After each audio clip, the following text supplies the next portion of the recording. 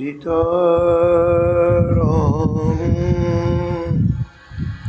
पदाम्बुजो मधुकुल यनमानसं लीयते। सीताराम गुणावली निशिनिवा यज्जीवया पीयते। सीताराम विचित्ररूपमनिशं यश्चक्षुषा भूषणम्। सीताराम सुनाधामनिरतं तं सद्गुरुं संभजे।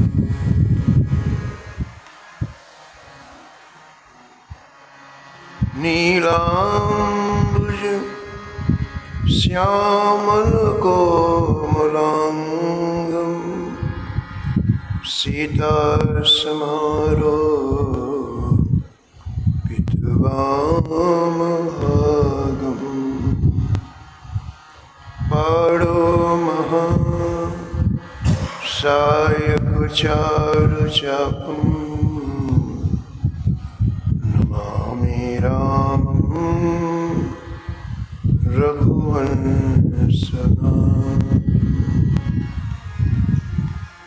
यत्र यत्र रघुनाथ कीर्तनं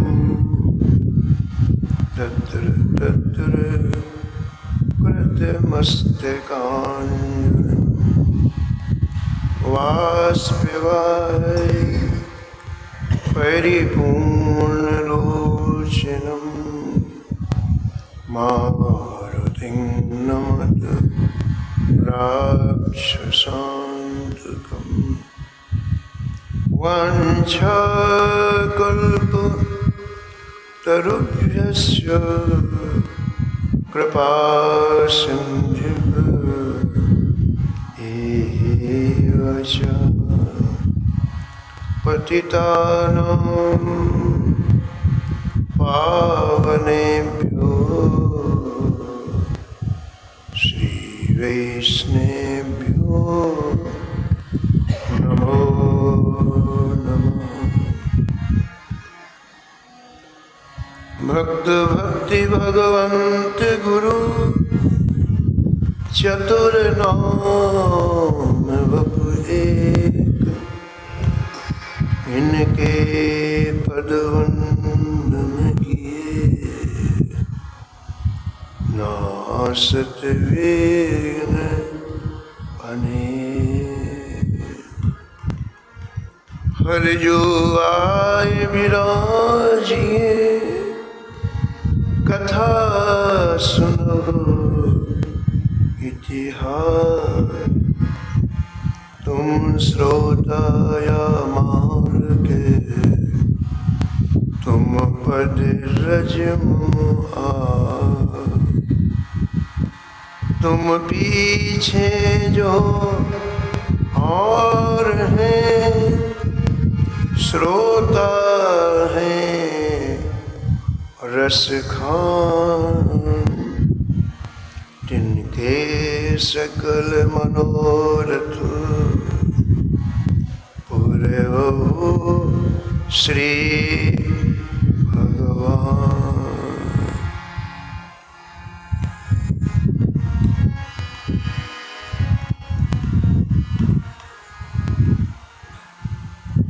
राधे राधे गोविंद गोविंद राधे।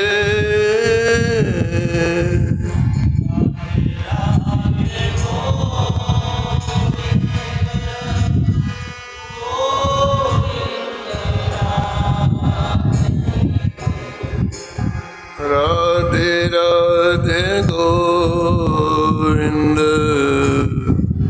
गोविंद राधे।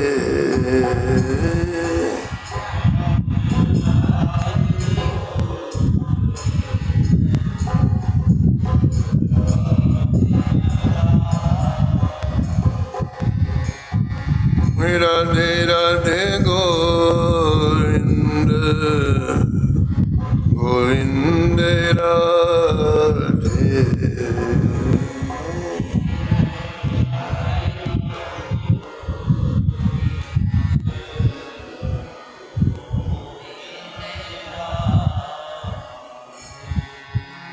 गोविंद राधे बोलो गोपाल राधे।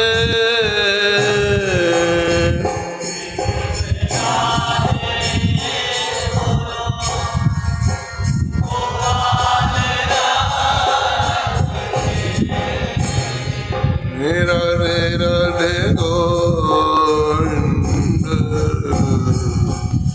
गोविंद राधे। राधे राधे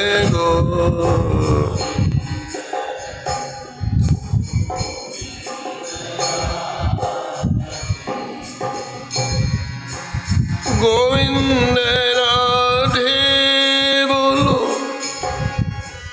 गोपाल राधे।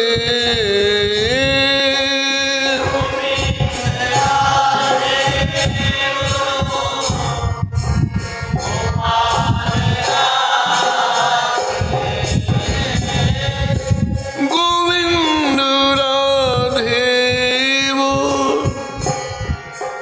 गोपाल राधे।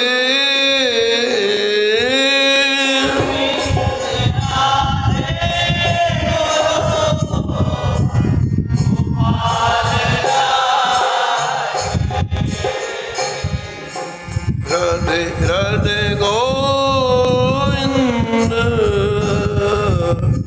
गोविंद राधे।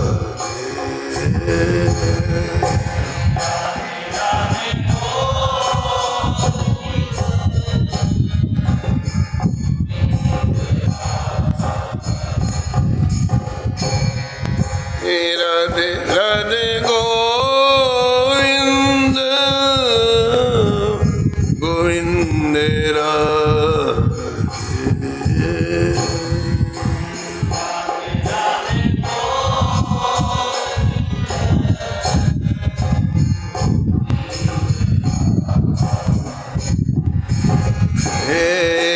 राधे राधे गोविंद गोविंद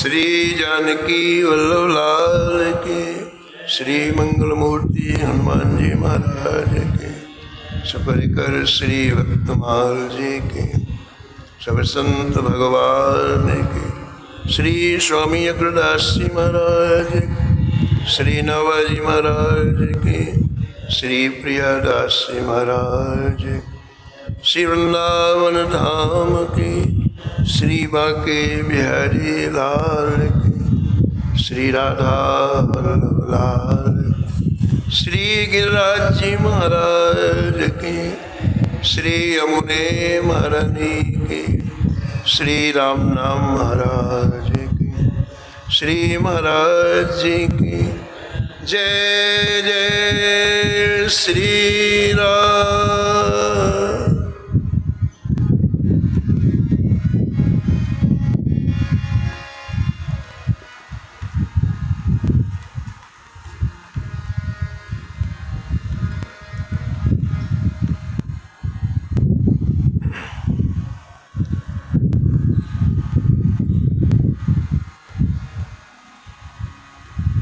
पीपा प्रताप जगवासना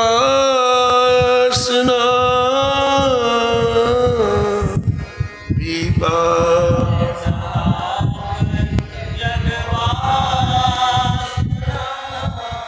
नाहर को उपदेश दियो।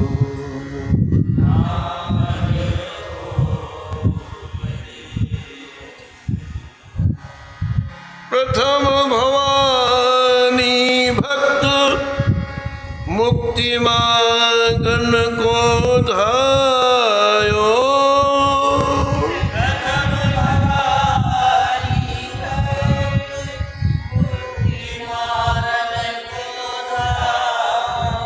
सत्य कहो तिहि शक्ति सुदृढ़ हरि शरण बतायो।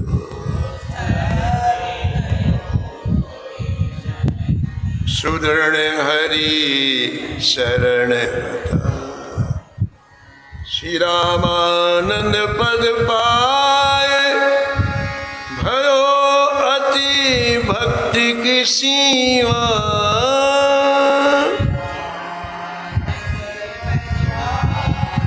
भयो अति भक्ति की सीमा। गुण असंख्य निर्मोल संत धर राखत ग्रीवा। संत धरि राखत परस प्रणाली सरस भई। परस प्रणाली सकल विश्व मंगल कियो।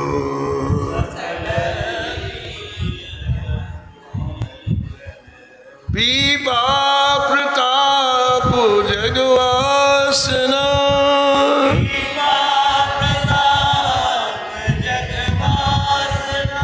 नाहर को उपदेश दियो।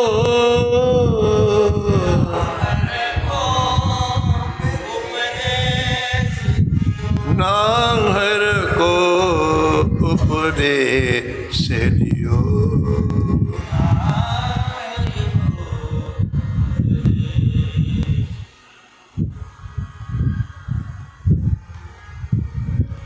प्रतः स्मरणीय परम वंदनीय श्री भक्तमाल के रचयिता श्री नभा गोस्वामी जी इस छप्पे में परम भागवत परम रसिक श्री पीपाजी महाराज का स्मरण किया है और निष्कर्ष के रूप में कहते हैं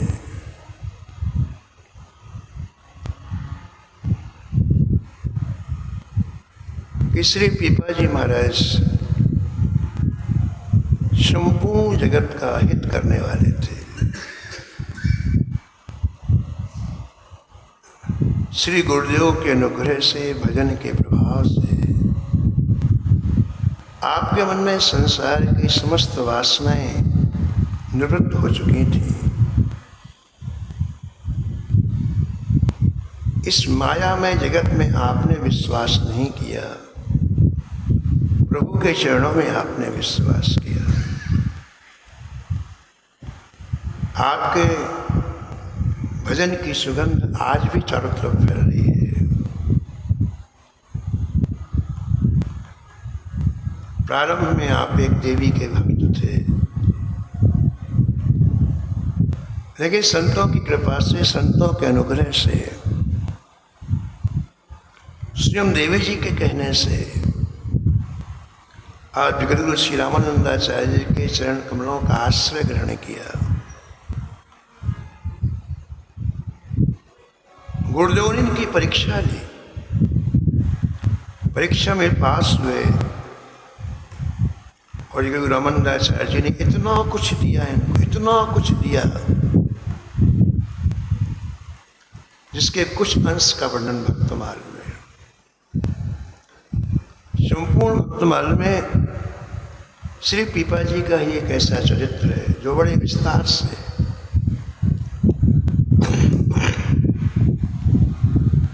इतना विस्तार और किसी भक्त के चरित्र का नहीं है। श्री नाभाजी ने केवल इतना कहा, श्री रामानंद पद पाए भयो अति भक्ति की सीमा। ये पुरुषार्थ जन भक्ति नहीं थी, कृपा साध्य भक्ति थी। तो भक्ति के चरमोत्कर्ष बिंदु पे पहुंचे आप। अति भक्ति, अति भक्ति का तात्पर्य जो कल्पना न किया जा सके, जो हमारे कल्पना राज्य के बाहर की वस्तु है, ऐसी भक्ति आपने। और आगे इनके पावन प्रसंगों में आप श्रवण करेंगे, ऐसी भक्ति व्यक्ति सुन नहीं सकता। देखने की क्या बात, ऐसी भक्ति आपने की। और उसका कारण केवल ये था, श्री रामानंद पर अटूट निष्ठा गुरुदेव के चरणों में आप अटूट। और इनके इन दिव्य गुणों का गायन निरंतर संकीर्तन करते। जब आप विराजमान थे तभी इनके एक दो गुण नहीं थे। नाभाजी महाराज कहते हैं, गुण असंख्य, इनकी कोई संख्या ना हो। संत धर राखत ग्रीवा, संतों के कंठ में इनका यश निरंतर गाया जाता है। अंत में श्री नाभाजी महाराज कहते हैं, केवल इन्होंने मनुष्यों को भगवान में नहीं लगाया, पशुओं को भी लगाया, हिंसक सिंह को भी परम भागवत बना दिया। ऐसे पीपा जी ने समस्त विश्व का मंगल किया, ऐसा नाभाजी महाराज के। परस प्रणाली सरस भई, परस प्रणाली सकल विश्व मंगल कियो।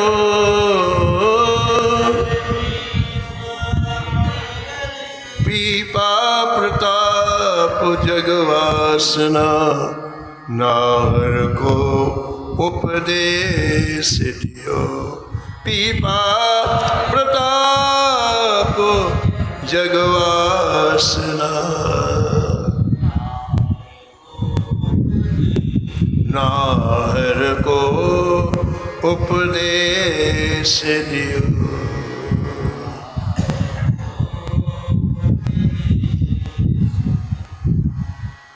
श्री पीपा जी के परम पावन चरित्र का विस्तार भक्तमाल के टीकाकार श्री प्रियादास जी महाराज करते हैं।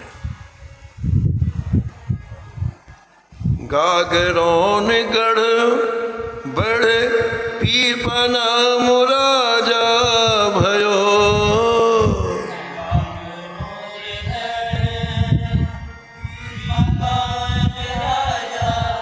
गागनौर गढ़ बड़ पीपा नाम राजा भयो।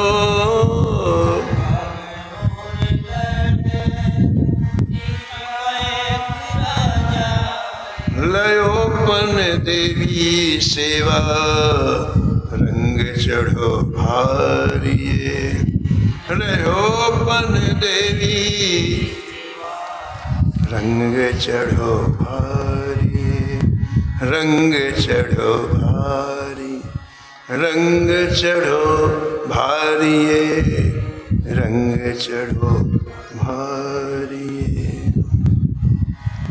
प्रारंभ में संपूर्ण भारत छोटे छोटे राज्यों में बटा हुआ था।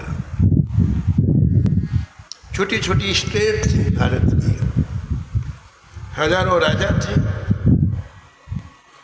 ये राजा अपने राज्य में स्वतंत्र होते थे, इनका कोष अलग होता था, इनकी प्रजा अलग होती थी, इनकी जेल अलग होती थी। लेकिन ये सभी के सभी बादशाह के अधीन रहते थे। कौन सी स्टेट छोटी है, कौन सी बड़ी है, इसका निर्णय वार्षिक आमदनी से होता था। जिस स्टेट की सबसे ज़्यादा आमदनी होती है वो बड़ा स्टेट माना जाता, और जिस स्टेट की कम आय होती उसे छोटा स्टेट माना जाता। संपूर्ण भारत में इस तरह से विभाजन था, अलग अलग स्टेट थी, अलग अलग वहां के राजा थे। ऐसी एक गागनौरगढ़ स्टेट थी, इस समय राजस्थान में कोटा बूंदी के पास में है। उस समय एक गागनौरगढ़ स्टेट थी और पीपाजी नाम के राजा वहां के राजा थे। जीवन की प्रारंभिक अवस्था में ही इन्हें परिवार के संस्कारवश श्री देवी जी में निष्ठा हो गई। ऐसे राजा बनने के बाद उन्होंने अपने महल के समीप में एक उद्यान में देवी जी का विशाल मंदिर बनवाया। बड़े ही भावपूर्वक प्रतिष्ठा कराई और अपनी संपत्ति का बहुत सा भाग देवी जी की आराधना में खर्च करने लग गए। राजा होते हुए स्वयं देवी जी की सेवा करने जाते और लिखा है कि आप इतना देवी जी को राजभोग लगाते कि उससे आधी प्रजा का रोज पोषण होता है। न जाने कितने मन का भोग रोज लगता जिससे आधी प्रजा उस भोग को पाते। यानी बड़े उल्लास से आप देवी जी की सेवा करते, देवी जी की आराधना करते। चारों तरफ पीपा जी की जय जयकार हो रही थी, लेकिन जीवन में कुछ कभी कभी ऐसी घटनाएं होती हैं जिससे जीवन में महान क्रांति आ जाती है। व्यक्ति को जिस स्तर का संग मिलता है वैसा उसका विचार बनता है। संग के अलग अलग स्तर हैं। जितने महापुरुषों का डूबे हुए भक्तों का संग मिलेगा, विचार उतना श्रेष्ठ हो जाता है, उतना उत्तम हो जाता है। और जितने सामान्य स्तर के व्यक्तियों का संग मिलेगा, विचार वैसे हो जाता है। संसार में संग ही की तो महिमा है। हमने जिन लोगों का संग किया वो अत्यंत ही आसक्त जीव हैं, पतित जीव हैं। हमारे भी विचार वैसे हो गए, हमारा भी लक्ष्य वही हो गया। दिन भर खाने का, दिन भर कपड़े पहनने का, दिन भर घूमने का, दिन भर निंदा करने का, दिन भर पर चर्चा। ये क्या कहाँ से आया? ये संग का प्रभाव है। जिनके साथ हम उठते बैठते ना, उनका स्तर बहुत हल्का है। केवल ये संसार में नहीं, अध्यात्म भी यही है। जिसका चिंतन जैसा होगा, इन ग्रंथों का अर्थ हो वैसा ही निकाल सकता है। एक बार किसी महापुरुष के पास कुछ वैष्णव लोग गए, बोले महाराज भागवत की क्या छीछा लेदर कर रखी है। भाई छीछा लेदर की क्या, जिसका जैसा स्तर वैसा अर्थ निकाल रहा है। स्तर सुधरता है संग से। इसलिए श्री कृष्ण चैतन्य महाप्रभु जी जिसे वृंदावन भेजते थे उसे सावधान करते थे, सबका संग नहीं करना। वृंदावन में जाकर भी सबका संग नहीं करना, सेवा सबकी करना, संग नहीं करना। लोगों ने पूछा महाराज जो भजन कर रहे हैं उनका संग ना करें।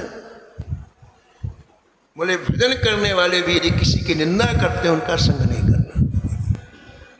वो भले खूब भजन कर, यदि वो किसी की निंदा करते उसका उनका कभी संग नहीं करना। वो दोस्त तुम्हारे में आ जाएगा। उनकी सेवा करो, सेवा पहुंचाओ, संग नहीं करो।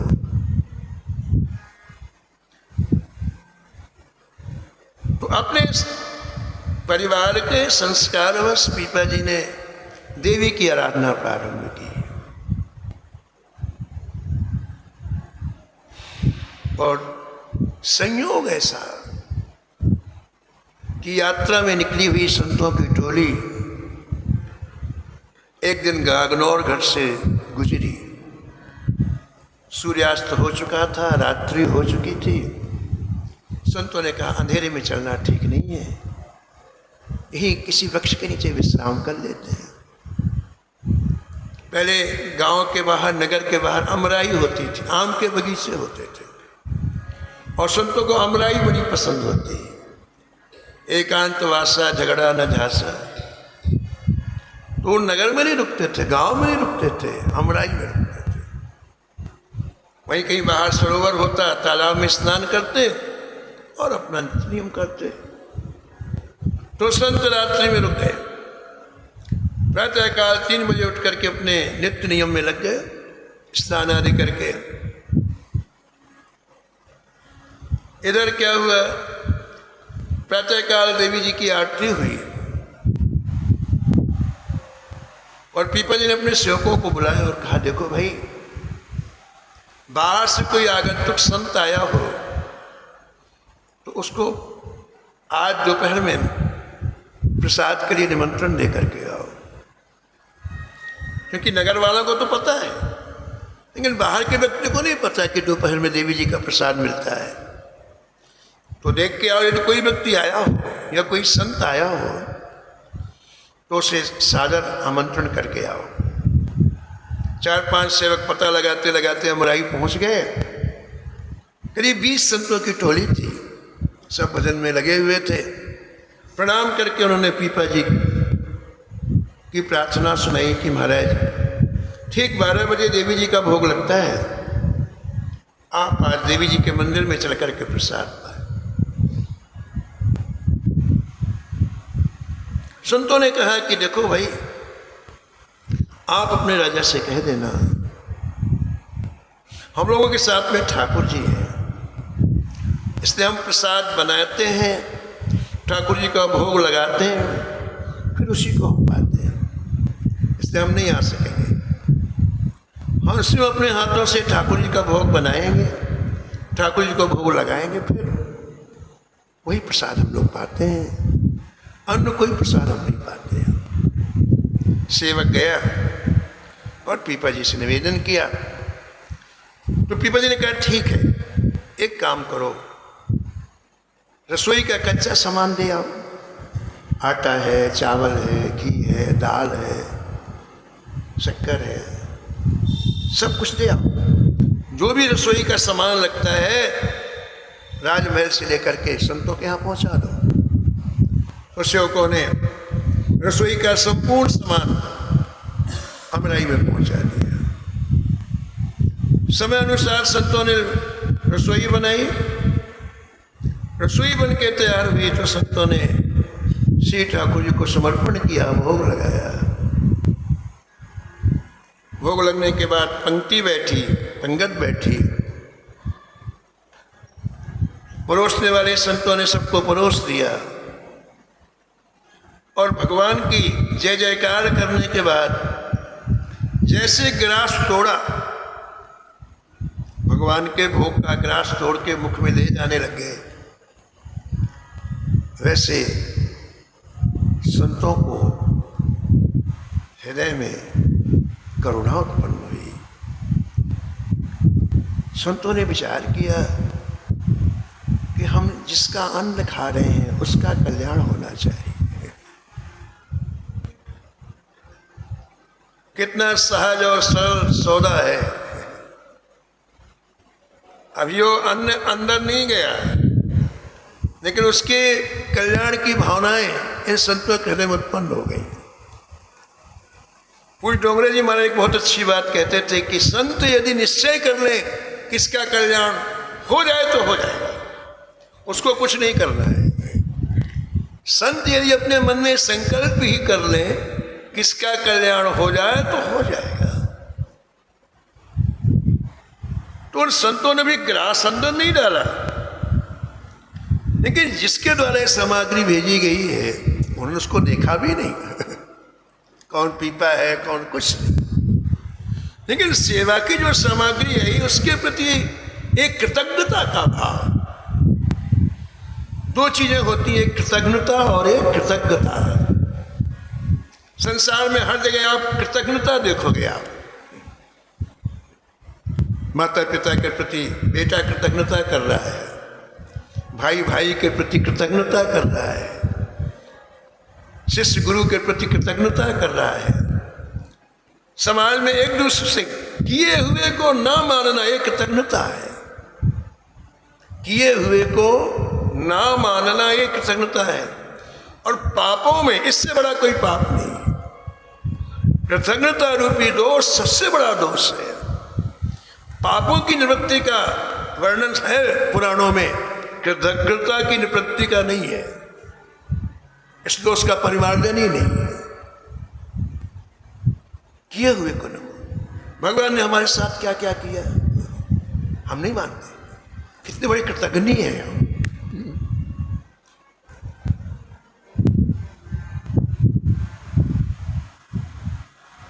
बहुत अनुग्रह कीन्हो हरि तुम,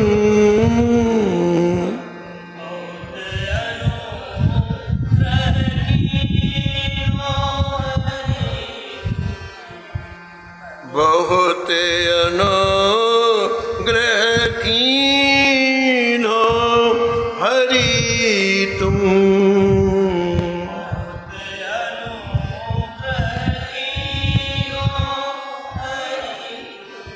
साधन धाम विबुध दुर्लभ तनु, साधन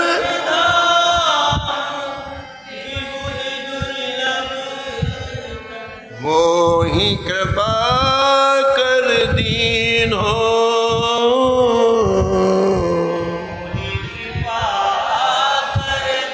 हरि तुम बहुत अनुग्रह कीन्हो,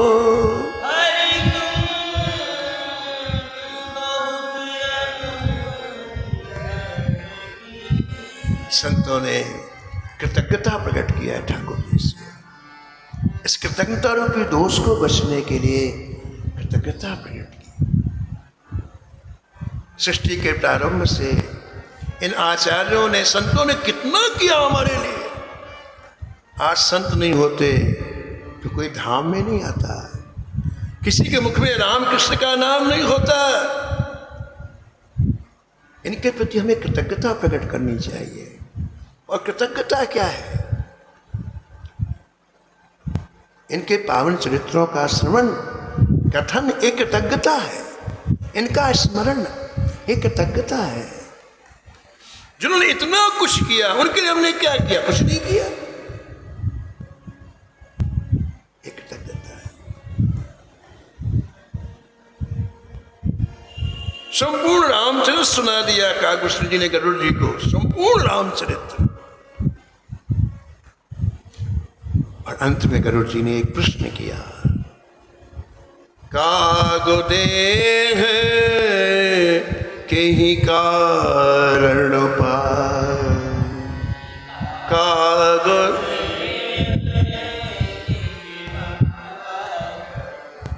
भगवान आपकी कथा में ऐसा रस है कि मैं कृतकृत हो गया। वैकुंठ में रहने में कृतकृत नहीं हुआ, लेकिन आपकी कथा सुन के मैं कृतकृत हो गया। भगवान आप इतने कल्पों से कथा कह रहे हैं, 27 कल्प से कथा कह रहे हैं कागभूषण जी।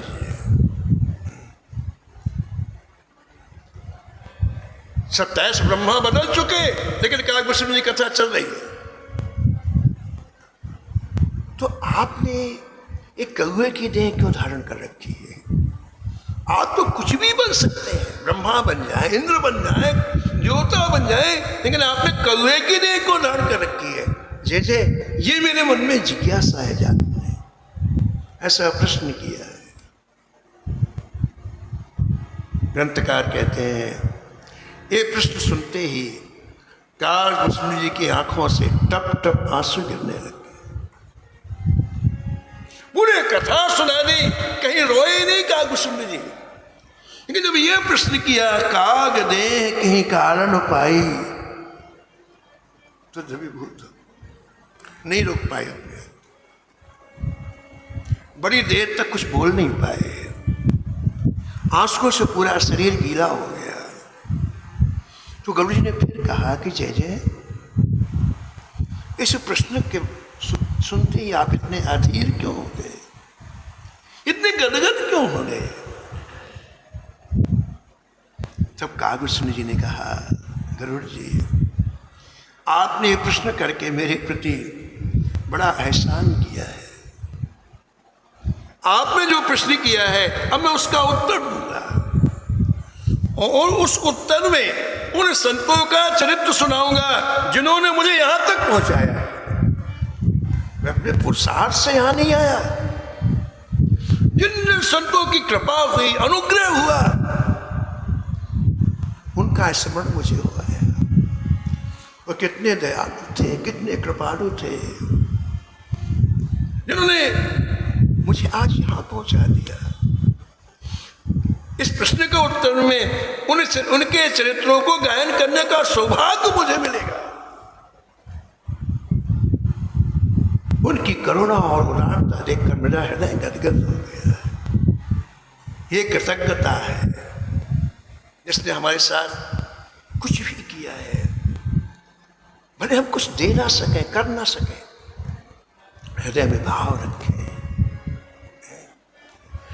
अध्यात्म का जिससे एक शब्द भी हमें मिला है, जिसके किसी वाक्य से, किसी क्रिया से हम यहां तक पहुंचे हैं, वो सब ये कहते हैं उसे प्राणों के समान मानो। तुलसी सो सब भांति परम हित, सो सब भांति पूज्य प्राण ते प्यारो,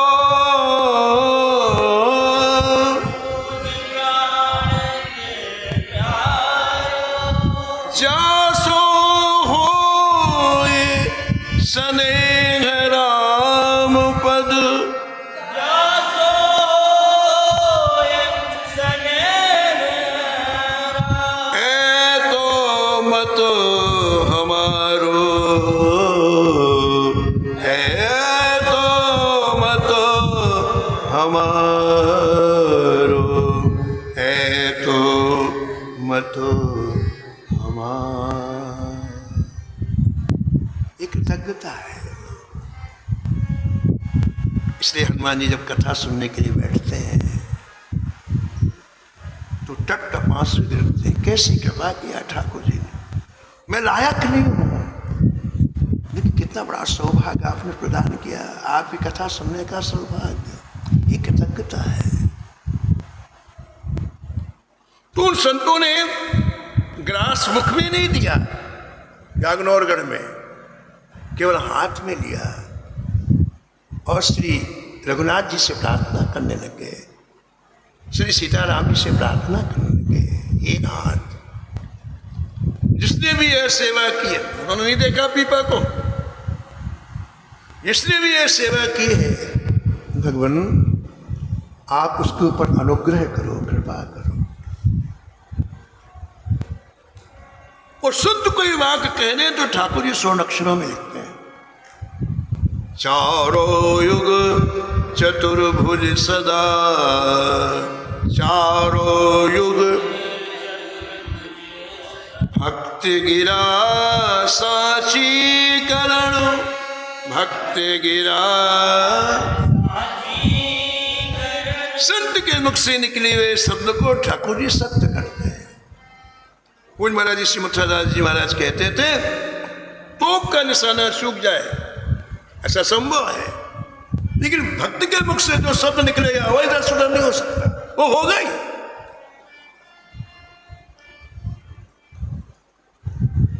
संतों ने प्रसाद पाया और आगे की यात्रा की। संत सुखी विचरंत मही, उन्हें गंतव्य स्थान में जहां जाना तो वहां के लिए चल पड़े। लेकिन श्री ठाकुर जी ने कार्रवाई प्रारंभ कर दी। उसी दिन प्रारंभ कर दी कार्रवाई ठाकुर जी ने। सब कार्यों से निवृत्त होकर के पीपा जी राजमहल के दिव्य कक्ष में विश्राम कर रहे थे, सो रहे थे। रात्रि में करीब 1 बजे का समय था, चारों तरफ वातावरण शांत था, कहीं से कोई आवाज नहीं आ रही थी। ग्रंथकार कहते हैं कि उसी समय राजा के कक्ष में एक विकराल प्रेत प्रकट हो गया। विकराल प्रेत। प्रियदासी लिखते हैं, सोयो निसी रोयो देख सुपनो विहाल अति। सोयो निसी रोयो देख विहाल अति। प्रेत विकराल देह धर के पछाड़िए।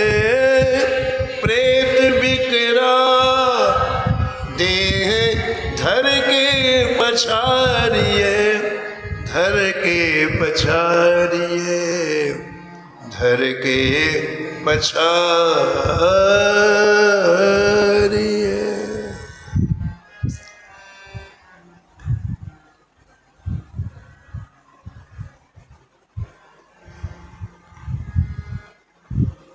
उसने राजा के पलंग को उठा लिया बाएं हाथ से, उस विकराल प्रेत ने, और उठा के घुमाया 1 बार 2 बार 3 बार।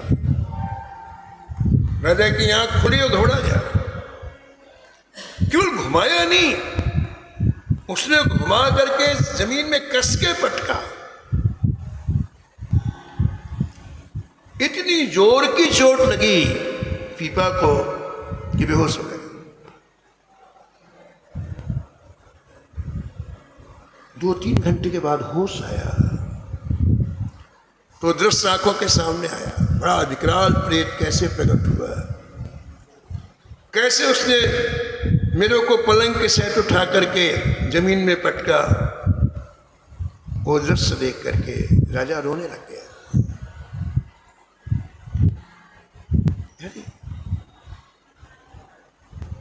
क्या इस तरह निरंतर भय के घेरे में जीवन जीना पड़ेगा?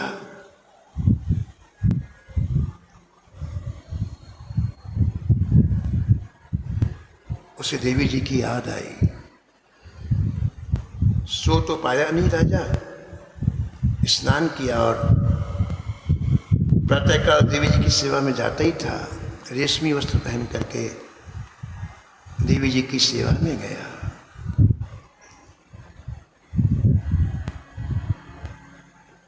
और जाकर के खूब रोया। देवी जी प्रकट होकर कहा, बस बोलो क्या बात है, तुम्हारे दुख का कारण क्या है, क्यों इतनी वेदना पूर्वक रो रहे हो? पीपा जी ने कहा, मां मैं आपके चरणों में प्रार्थना करने आया हूं, मुझे सभी प्रकार के भयों से मुक्त कर दो, मुझे जीवन में कोई भय ना रहे।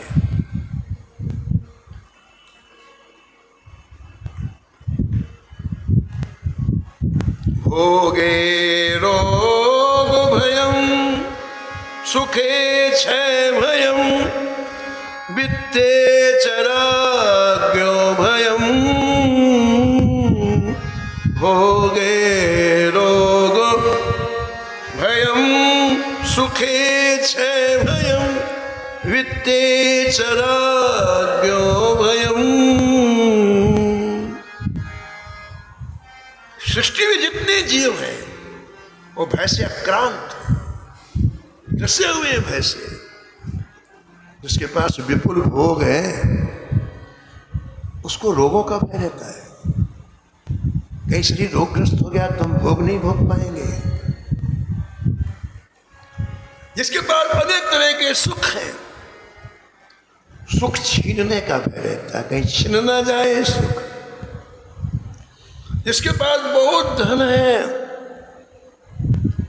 उसे बड़े बड़े राजाओं से भय रहता है, आज के जमाने में इनकम टैक्स वालों से भय रहता है। वित्ते चराज्ञो भयं, विद्यायां कलभिस्तभे करण भी रूपाद्वयं योषित।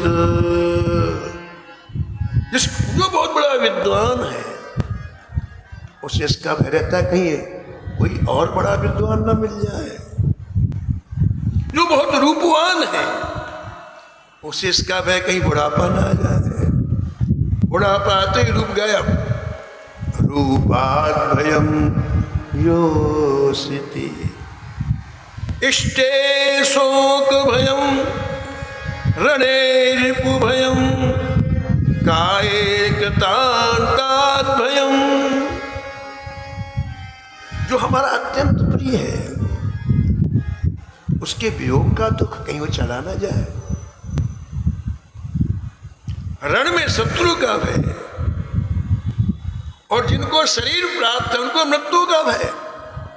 काये कृतान्ताद् भयम्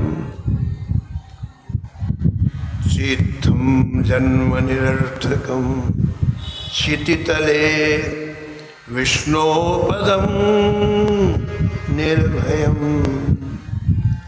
आकाश के नीचे जिनका भी जीवन व्यर्थ है क्योंकि भय से आक्रांत है।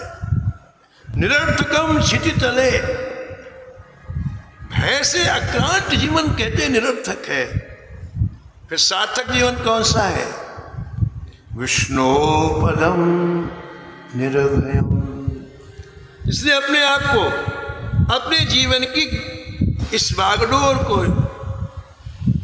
श्री युगल सरकार के चरणों में सौंप दिया, श्री राधा माधव के चरणों में सौंप दिया, श्री सीताराम जी के चरणों में सौंप दिया। होने में बाकी सब भय भी। कबीर जी की पंक्ति है बड़ी प्यारी।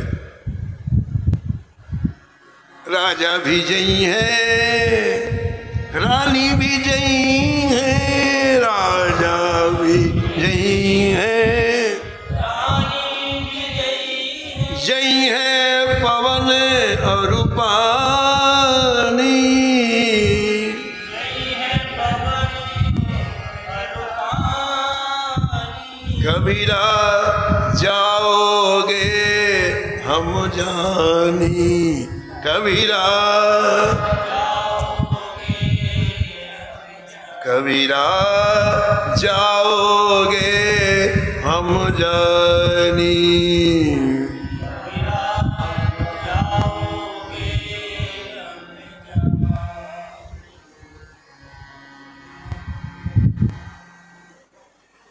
मुझे निर्भय बना दो।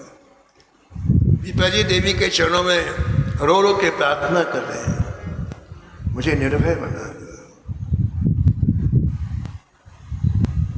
तो यहाँ भक्तमाल के रचयिता नाभाजी महाराज कहते हैं कि देवी जी ने सत्य बात कही।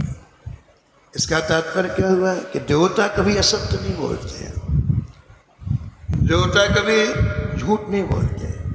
यहाँ लिखा है सत्य कहो तेहि शक्ति, सत्य कहो सुदृढ़ हरि शरण बतायो, सुदृढ़ हरि शरण बतायो।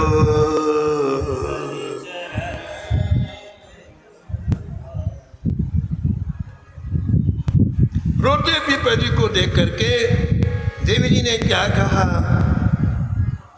कहा देखो राजन, संसार की कोई वस्तु चाहिए तुम्हें अभी तुमको दे दूंगी, जितना धन मांगो अभी दे दूंगी, जितना ऐश्वर्य मांगो अभी दे दूंगी, संसार की जितनी मान प्रतिष्ठा चाहिए अभी दे दूंगी, जो चाहिए बोलो। लेकिन अभय पद हम नहीं दे सकते, ये सत्य बात है। अभय पद देने का अधिकार श्री राम को है, श्री कृष्ण को है। तुम्हें यदि अभय पद चाहिए तो तुम्हें श्री ठाकुर जी की शरण ग्रहणनी पड़ेगी। ठाकुर जी के शरण के बिना कोई अभय नहीं होता है, बस और कोई विकल्प नहीं है। सुखी मीन जे नीर अगाध, सुखी मीन जिम हरि शरण न एकौ बाधा,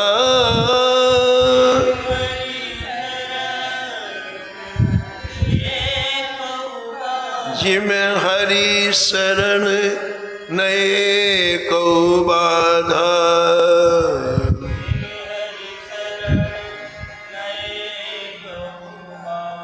भगवान ही भैरव जी को कर सकते हैं। शक्रदेव प्रपन्नायो तवास्मीति च याचते। एक बार श्री राम जी की डेयरी में जाके कोई कहते मैं आपका हूं, सबसे पहला काम ठाकुर जी से निर्भय बनाते हैं, जो कोई नहीं कर सकता है। अनेक बार नहीं, एक बार।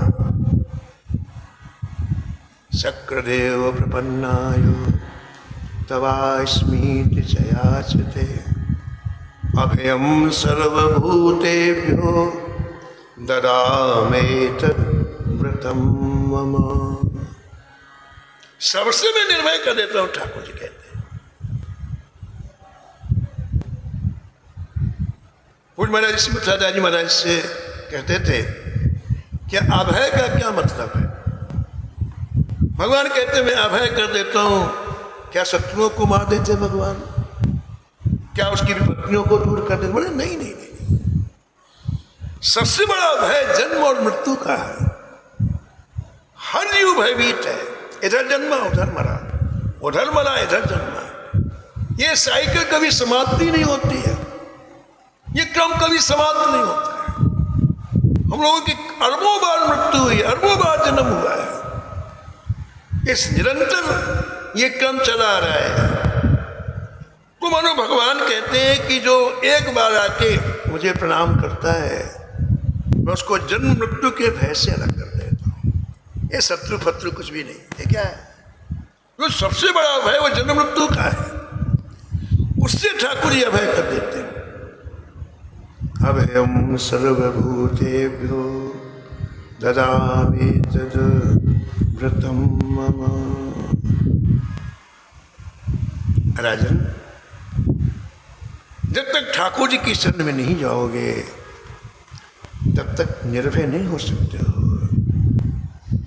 और ठाकुर इतने कृपालु हैं, दयालु हैं, शरण में कोई जाए उसे स्वीकार कर लेते हैं। शरण गए प्रभु ताहु न त्यागा, शरण गए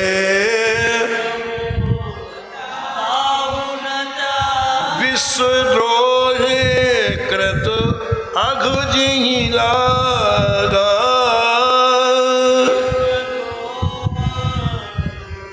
अघुजिहि लागा, अघुजिहि लागा, अघुजिहि लागा, अघुजिहि लागा, अघुजिहि।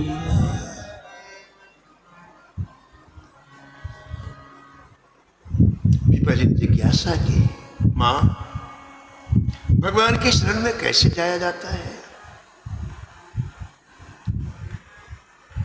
तब देवी जी ने कहा कोई महापुरुष, कोई संत भगवान की शरण में जीव को पहुंचाते हैं। राजन, ये तुम्हें ठाकुर जी की शरण में जाना है तो वर्तमान में इस समय काशी में पंचगंगा घाट में जगतगुरु श्री रामानंदाचार्य जी महाराज विराजमान है। श्री राम स्वयं ही साक्षात जगतगुरु रामानंदाचार्य के रूप में आए हैं। तो सबसे पहले अपने जीवन की बागडोर उनके चरणों में समर्पित करो, गुरु के रूप में उन्हें वर्ण करो, वो तुम्हें भगवान की शरण में पहुंचा देंगे। देवी ने स्पष्ट कहा कि तुम उनके शरण में जाओ वो तुम्हें ठाकुर की शरण में कर देंगे, तुम निर्भय हो जाओगे। अब कैसे जाएंगे पीपा जी, कैसे शरण में होंगे, एक कथा कल सुनेंगे समय की मर्यादा में।